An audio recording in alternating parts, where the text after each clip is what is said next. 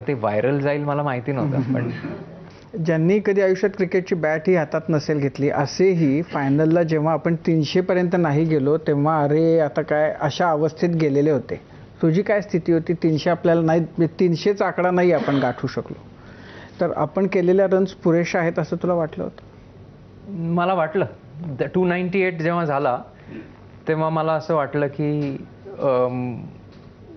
त्यांना अतिशय चांगली बॅटिंग करायला लागेल, कारण फायनलचं प्रेशर, चेझिंगचं प्रेशर,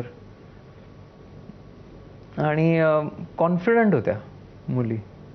मी ड्रेसिंग रूम, मी बरंच बॉडी लँग्वेजवरती मी खूप भर देतो. बॉडी लँग्वेज काय आहे, कसं चाललं आहे, so you can observe things. Dressing रूममध्ये काम होतं. There was a little bit of a stillness, शांतता होती. मधल्या पिरियडमध्ये ते शो चालू होता,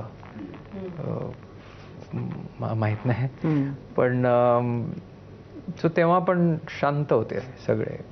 वी वर व्हेरी रिलॅक्स्ड. तेव्हा मला वाटलं की आपण बॉलिंग चांगली केली तर, किंवा कॅचेस बरोबर पकडले तर आपण जिंकू. अमोल सर, अमोल, खरं तर हा विजय मिळाल्यापासनं चकदेची आणि या सगळ्या विजयाची कंपॅरिझन होते, सारखा विषय निघतो.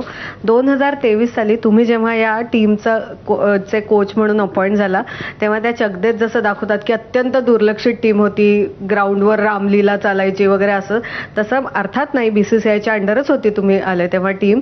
पण तुम्हाला धक्का बसावा असं काय होतं की अरे हे पण मला आता ठीक करायचं, असं काही झालं होतं का? काय की अरे या गोष्टी तर मला पुरुष क्रिकेटमध्ये माहितीच नव्हत्या आणि मला धक्का बसला, असे काही आले प्रसंग? असे बरेच आले. ऐकायला आवडतील काही त्यातले ते सांगू शकाल? एक छोटीशी गोष्ट सांगतो, छोटीशी गोष्ट. इकडे आम्ही टेस्ट मॅच खेळत होतो ऑस्ट्रेलिया अगेन्स्ट.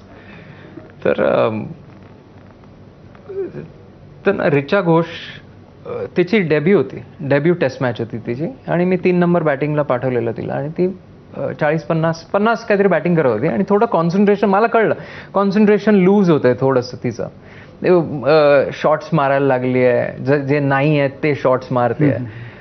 तर मी जस्ट हरलीनला बोलवलं, म्हणलं हरलीन इधर उसको जाके बोलना कि रिलॅक्स नहीं होना.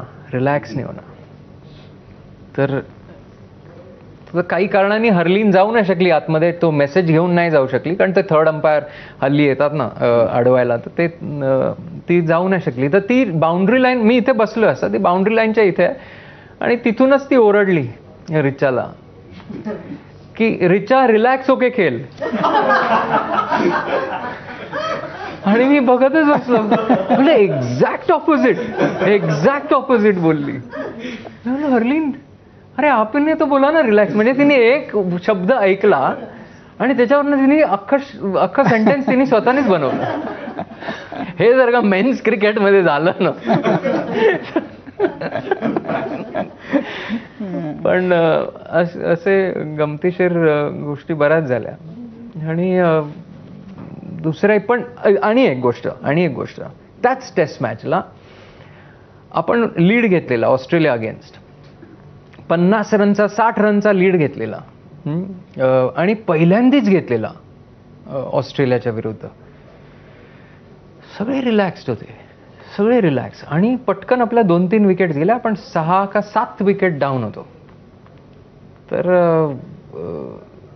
तर मला कळलं की हे ऑस्ट्रेलिया अगेन्स्ट आहे जर का, आणि मॅच पकडमध्ये थोडंसं मुंबईमध्ये वाढल्याने थोडंसं एकदा हातात आलेला वाळू जाऊन नाही द्यायची. तर मी एक मीटिंग घेतली ड्युरिंग टी टाइम, आणि मी सांगितलं, मी रियलाइज करून दिलं की आप पता है कि ऑस्ट्रेलिया के अगेंस्ट हम मैच हाथ में है, यहाँ पर अगर हम 2 विकेट गवाते हैं तो फिर we won't be able to come back, extend करो. आता मी फार सौम्यपणे सांगतोय इकडे. त्यांनी एक चॅलेंज म्हणून घेतलं. द नेक्स्ट सेशन ना, मी त्यांना सांगितलेलं next session will decide the game. Although we were ahead in the game, but next session will decide the game. Either we win or we give it up.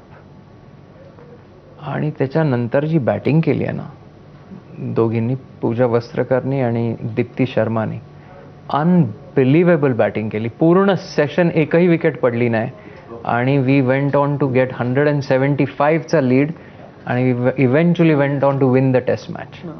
So that was त्या एकाच मॅचमध्ये मी हेही बघितलं हर्लीनचं आणि हेही बघितलं की एकदा त्यांना सांगितलं ना, एकदा त्यांनी त्यांचा